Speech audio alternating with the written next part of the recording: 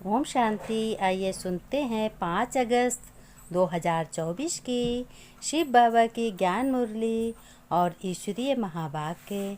आज परमपिता परमात्मा शिव बाबा ने कहा, मेरे मीठे बच्चों, हे बच्चों, मुझ अपने बाप को याद करो तो तुम्हारे सब पाप भस्म हो जाएंगे और बच्चों तुम पावन बन जाएंगे, यानी बहुत ही सुखी बन जाओगे। भगवान ने कहा, मेरी याद बार बार करो, हर कर्म करते हुए करो। निर्विकारी होने से बच्चों फिर सुख ही सुख तुम्हें होगा। यहाँ पाप होता इसलिए दुख ही दुख है। भगवान ने कहा, विश्व में बच्चों पावन बनाने की विश्वविद्यालय केवल एक यही है जिसे बाप स्थापन करते हैं।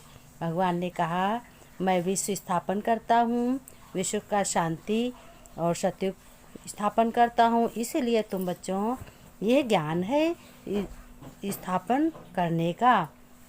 और ये एक ईश्वरीय विश्वविद्यालय भी है। जब बच्चे को बाप पढ़ाते हैं, भगवान शिक्षक बन के शिक्षा देते हैं, गुरु बनकर तो भगवान कह रहे हैं कि तो तुम इसी स्कूल में तुम्हें अविनाशी ज्ञान पढ़ाया जाता है तो तुम पावन बन जाते हो और सारे दुख तुम्हारे दूर हो जाते हैं। फिर भगवान शिव बाबा ने कहा, परंतु बच्चों, पावन बनाने वाले बाप को तुम कितनी गाली देते, ग्लानि करते, इसलिए पाप आत्मा बन पड़े हो।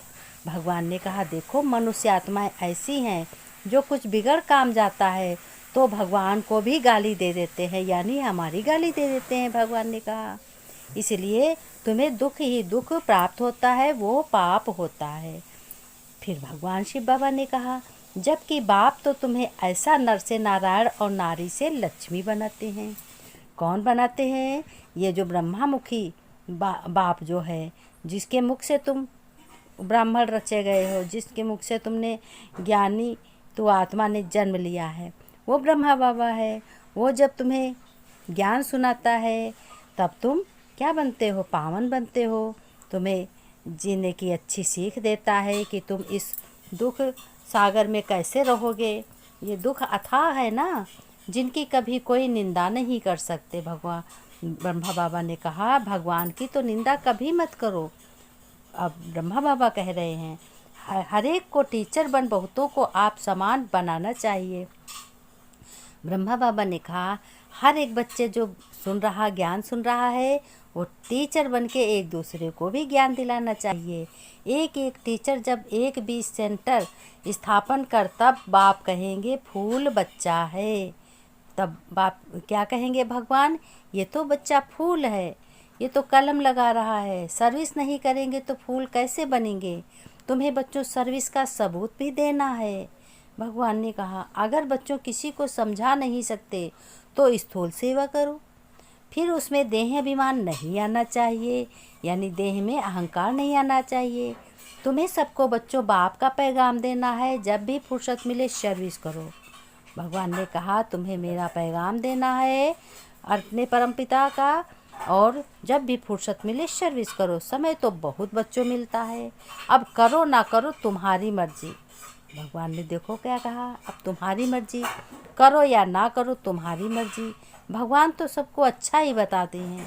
भगवान ने कहा, शिव बाबा ने, मेरे मीठे बच्चे, तुम्हारे में ऑनेस्ट वह है जो सारे यूनिवर्स की सेवा करे, बहुतों को आप समान बनाए, आराम पसंद ना हो। प्रश्न में बाबा ने पूछा, तुम बच्चे ब्राह्मण बच्चे कौन से बोल कभी भी बोल नहीं सकते हो? उत्तर में बाबा ने कहा, ध्यान से सुनो बच्चों, मैं तुम्हें बताता हूँ। तुम बच्चे ब्राह्मण ऐसे कभी नहीं बोलेंगे कि हमारा ब्रह्मा से कोई कनेक्शन नहीं है। हम तो डायरेक्ट शिव बाबा को याद करते हैं, लेकिन बिना ब्रह्मा बाप के ब्राह्मण कहला नहीं सकते। जिनका ब्रह्मा से कनेक्शन नहीं, अर्थात जो ब्रह्मा मुख वंशावली नहीं, वह शूद्र ठहरे। शूद्र कभी भी देवता नहीं बन सकते। भगवान ने कहा, मैं हमारे मुख थोड़ी है, मैं तो ब्रह्मा का रथ लेता हूँ, ब्रह्मा के मुख द्वारा ज्ञान सुनाता हूँ, तब तुम ब्राह्मण तैयार होते हो, फिर तुम देवता बनते हो पढ़ाई पढ़कर। फिर भगवान शिव बाबा ने कहा, ओम शांति बच्चों, रूहानी बाप बैठ समझाते हैं। दादा के द्वारा बच्चे म्यूजियम अर्थात प्रदर्शनी का उद्घाटन कराते हैं। परंतु बाप ने कब से कर लिया। यह सब शाखाएं ब्रांच निकलती रहती हैं। पाठशाला तो है ये, तुम लोगों की ये पाठशाला है। बाबा ने कहा इसका नाम क्या रखा है? मधुबन। बच्चे जानते भी हैं कि भगवान की, अब भगवान तो है निराकार, मुरली बजाते हैं साकार रथ द्वारा, यानी ब्रह्मा के द्वारा मुरली सुनाते, ज्ञान सुनाते हैं। मुरली, उनका नाम रखा है भाग्यशाली रथ। भागीरथ कहते ना, भागीरथ के कमंडल से गंगा निकली तो कमंडल क्या हो गया? मुख कमंडल हो गया। और तो कोई रचता को ना, रचना के आदि मध्य अंत को जानते नहीं हैं। फिर बच्चों बड़े आदमी गवर्नर आदि हैं तो उनसे उद्घाटन कराते हैं। तो यह भी बाबा हमेशा लिखते हैं कि जिनसे उद्घाटन कराते हो उनको भी ज्ञान दो, परिचय दो भगवान का, अपने पिता का, तभी ज्ञान समझ में आएगा। फिर बाबा ने कहा कि ब्राह्मण बनने बगैर देवता कैसे बन सकोगे? मैं जिस रथ में आता हूँ उनको भी जानना चाहिए, ब्राह्मण बनना चाहिए। ब्रह्मा को बाबा नहीं कहें तो बच्चा ही कैसे ठहरा? ब्राह्मण अपने को नहीं समझते तो क्या हो गया? वो शूद्र हो गया। और शूद्र से फट देवता बने मुश्किल है, नहीं बनता। ब्राह्मण बन शिव बाबा को याद करने बगैर देवता नहीं बनता। बाबा की बाप द्वारा उद्घाटन हो चुका है और बाप को सिर्फ याद करोगे तो तुम्हारे सारे पाप कट जाएंगे। फिर बाबा ने कहा कि तुम्हारे सारे पाप कट जाएंगे, इसलिए तुम्हें अपने भगवान शिव पिता परमात्मा को याद करना है। पैगाम भी देना है कि सबको कि भगवान आया हुआ है इस घोर कलयुग में, सबको ज्ञान सुनाने, मुरली सुनाने। ये गीता का ज्ञान है। भगवान के सिवाय कोई सुना ना सकता और कोई भी रीत से पावन होना ही नहीं है। सर्विस करो, फुर्सत मिले।